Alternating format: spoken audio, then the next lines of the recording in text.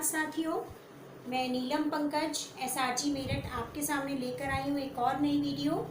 और ये वीडियो आधारित है हमारे शिक्षण संग्रह मॉड्यूल पर अर्थात कंपेंडियम पर। इससे पूर्व की वीडियो में हमने बात की कि किस प्रकार से आईसीटी का प्रयोग हमारे विद्यालय के लिए लर्निंग आउटकम और हमारे पूरे टीचिंग लर्निंग साइकिल को और भी ज़्यादा एम्फेटिक बनाने के लिए किस प्रकार किया जा सकता है।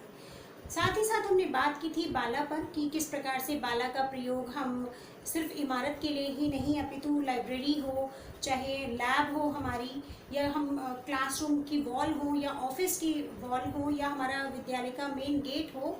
तो या इस प्रकार से हम कहें कि रसोई हो या मीना का कक्ष हो, तो बहुत सारे ऐसे बिंदु हैं जहाँ पर हम अपने स्कूल की वॉल को प्रिंट रिच कर सकते हैं। और प्रिंट रिच किस प्रकार की, बहुत सेल्फ ओरिएंटेड होना चाहिए, रेलिवेंट होना चाहिए, प्रासंगिक हो आपकी विषय वस्तु से। कि मान लीजिए आपने किसी दीवार पर कोण की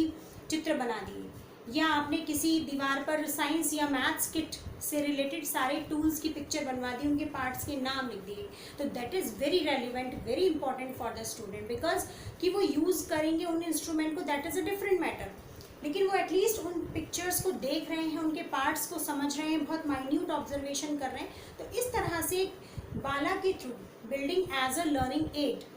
इस कंसेप्ट को ध्यान में रखते हुए कि अपनी बिल्डिंग को हम किस प्रकार से इंफ्रास्ट्रक्चर को लर्निंग एड के रूप में प्रयोग कर सकते हैं, तो इस पर हमने काफ़ी विस्तार से बात की थी। तो आज हम जिस विषय को लेकर आए हैं वो हमारे शिक्षण संग्रह का भाग 3 है, और उस भाग 3 में जो मुख्य रूप से विषय सम्मिलित है, जिस टाइटल के साथ ही भाग 3 है, वो है व्यक्तित्व विकास की कार्य योजना, means action plan of personality development. अब personality development it is a very wide area, और आप देखें तो इसमें कॉग्निटिव और अफेक्टिव डोमेन और साइकोमोटर डोमेन के साथ साथ और भी बहुत सारे एस्पेक्ट इसमें जुड़ जाते हैं।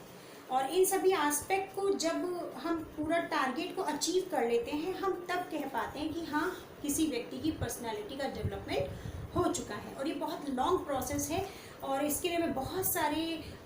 एफर्ट्स करने पड़ते हैं, and we have to just keep in the effort process very continuously, and also as well as the observation and application, both process we have to accept for this, कि हम अनुप्रयोग करें, हम अवलोकन करें, हम सूक्ष्म निरीक्षण करें। सूक्ष्म निरीक्षण इन द सेंस कि about our self, developing to self, कि अपने स्वयं के विकास के लिए हम अपनी कमियों की तरफ भी एनालिसिस करें, और फिर उन कमियों को स्वीकार करें और उन कमियों को दूर करने के लिए हम प्रयास करें। तो ये बड़ा वाइड कंसेप्ट है, लेकिन हमारे कंपेंडियम मॉड्यूल में इसको 8 सब टाइटल में डिवाइड किया गया है कि इसके 8 उप विषय हैं, और इसमें हम सबसे पहला विषय जो लेते हैं वो होते हैं हमारी मॉर्निंग असेंबली। तो इस मॉर्निंग असेंबली में 32 मिनट्स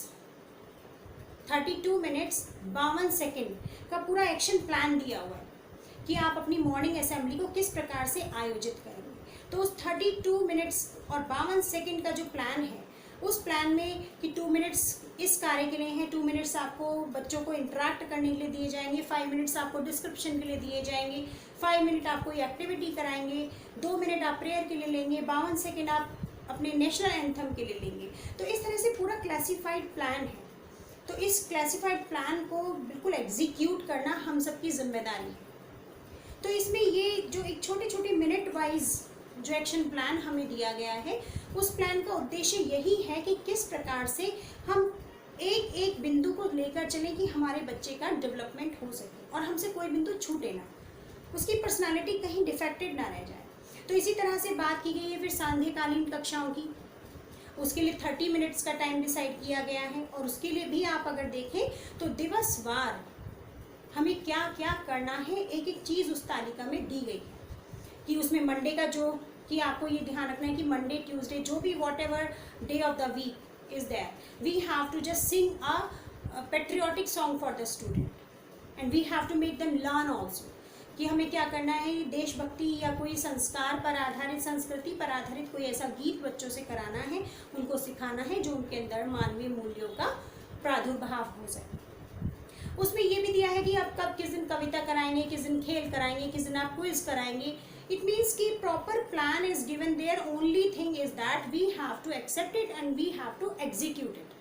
कि सारा प्लान पूरा बना हुआ है, सिर्फ आवश्यकता इस बात की है कि टीचर उस प्लान को पढ़े पढ़ करके उसको अपने क्लासरूम में अप्लाई करें, जिससे कि हमारा ये पर्सनालिटी डेवलपमेंट का जो गोल है वो प्राप्त हो सके। तो प्रातःकालीन जो हमारी प्रार्थना सभा है या जो हमारी सांध्यकालीन सभा है, उसके बाद जो बारी आती है वो है सह शैक्षिक गतिविधियों की, कि को करिकुलर एक्टिविटीज़ हम कराएं लेकिन उनको एजुकेटिव बनाएं, कि ऐसी गतिविधियां हों कि वो सिर्फ बच्चे की फिजिकल एक्सरसाइज पर या उसकी मेंटल एक्सरसाइज पर ना हो, बल्कि वो एजुकेशन से भी जुड़ी हुई हो। इसके बाद नेक्स्ट टॉपिक है कि आप खेल कराएं, साथ ही साथ प्रतियोगिताएं भी आयोजित करें। तो प्रतियोगिताएं आयोजित करना ये एक टूल ऑफ असेसमेंट है कि बच्चे के आकलन की प्रक्रिया है कि बच्चे ने कितना सीखा, कि जो जो टारगेट आपने, जो जो लक्ष्य, जैसे कि प्रेरणा लक्ष्य की हम बात कर रहे हैं, प्रेरणा सूची की बात कर रहे हैं, प्रेरणा तालिका की बात कर रहे हैं, तो इस प्रकार से जो जो लक्ष्य निर्धारित किए गए हैं और व्यक्तित्व के विकास के लिए जितने भी आयाम ज़रूरी हैं, उन सब पर हम वर्क करें और बच्चों के असेसमेंट भी करते जाएं। तो खेल और प्रतियोगिताओं के बाद बारी आती है जीवन कौशल की, कि हमने बच्चे को सारी चीज़ें सिखा दी, उसे रटा दी, बार बार उसकी पुनरावृत्ति कराई, अभ्यास कराया, लेकिन वो अपने जीवन में इसको किस प्रकार से ढाल रहा है, हमें ये भी देखना होगा। और ये हम कैसे देखेंगे कि बच्चों के सामने छोटी छोटी समस्याएं रखकर उनके समाधान ढूंढने के लिए, तो उस प्रकार से हम उनका एटीट्यूड, कौशल चेक कर सकते हैं, उनका दृष्टिकोण चेक कर सकते हैं कि समस्या को लेकर उनका एटीट्यूड क्या है, वो किस कुशलता से समस्या के समाधान की तरफ देखते हैं या समाधान करने का प्रयास करते हैं। तो ये तो बात थी जीवन कौशल की। इसके बाद जो उसमें एक और विषय वस्तु ऐड की गई है, व्यक्तिगत स्वच्छता। तो इसमें व्यक्तिगत स्वच्छता पर भी बहुत ध्यान दिया गया है और कहा गया है कि ये हमारी जिम्मेदारी है, हमारा दायित्व है कि हम बच्चों को स्वच्छता की वैल्यू समझा पाएं। एक स्टूडेंट को अपनी पर्सनालिटी को और इम्प्रेसिव बनाने के लिए, और ज़्यादा अच्छा बनाने के लिए अपनी व्यक्तिगत स्वच्छता पर भी ध्यान देना होगा। और इसी के साथ अगर हम बात करें तो उसमें एक और टॉपिक है, वो है बाल संसद। और उस बाल संसद का कंसेप्ट हम सभी जानते हैं। उसका उद्देश्य मात्र इतना है कि हमारे जो स्टूडेंट हैं वो बाल संसद के माध्यम से कार्य योजना को मूर्त रूप में परिणत करना सीखें। मीन्स कि whatever we have plan, it should be executed in reality by the student. कि बच्चों में वो छोटे छोटे प्रबंधन के गुण हम विकसित कर लें, कि वो किस प्रकार से व्यवस्था को देखना है, किस प्रकार से प्लानिंग करनी है, किस प्रकार से एक सलाहकार के रूप में कार्य करना है, किस प्रकार से उन्हें वो कार्य योजना को मूल रूप में परिणत करना है, किस प्रकार से छोटी छोटी चुनौतियों का सामना करना है। तो कुल मिलाकर ये कहा जा सकता है कि overall development of the person is included in compendium module. तो अब बात ये आती है कि ऐसी क्या आवश्यकता पड़ गई कि चाहे निष्ठा का प्रशिक्षण हो, चाहे न्यूपा लीडरशिप हो, या जीवन कौशल पर आधारित प्रशिक्षण हो, योग हो, तो इन सब चीज़ों को सम्मिलित करने का प्रयोजन क्या है? तो इसका एकमात्र उद्देश्य है कि जो हमारी शिक्षा व्यवस्था मात्र थियोरेटिकल हो गई थी, सैद्धांतिक हो गई थी, उसको आदर्शवादिता की तरफ लेके जाने की आवश्यकता है। क्योंकि आज छोटी छोटी समस्या आने पर डिप्रेशन में जा रहे हैं लोग, सुसाइड कर रहे हैं। तो ये किस चीज़ की कमी की ओर इंगित करता है कि हम सब में अपना मानसिक संबल नहीं है। तो समस्या आने पर हमारा क्या दृष्टिकोण होगा और किस प्रकार से हमें आगे बढ़कर समस्या को लेना होगा, उस चुनौती को कैसे स्वीकार करना होगा, इस कौशल को विकसित करने के लिए ही इस जो टाइटल है कि व्यक्तित्व विकास, इसको सम्मिलित किया गया है हमारे शिक्षण संग्रह में। तो फ्रेंड्स, आज के वीडियो में बस इतना ही। अब हम भाग 3 के अंतर्गत जो शिक्षक हमारे आत्मविकास की जो कार्य योजना है, इस पर जो जो बिंदु सम्मिलित किए गए हैं, मुख्य 8 बिंदु, उन पर हम बिंदुवार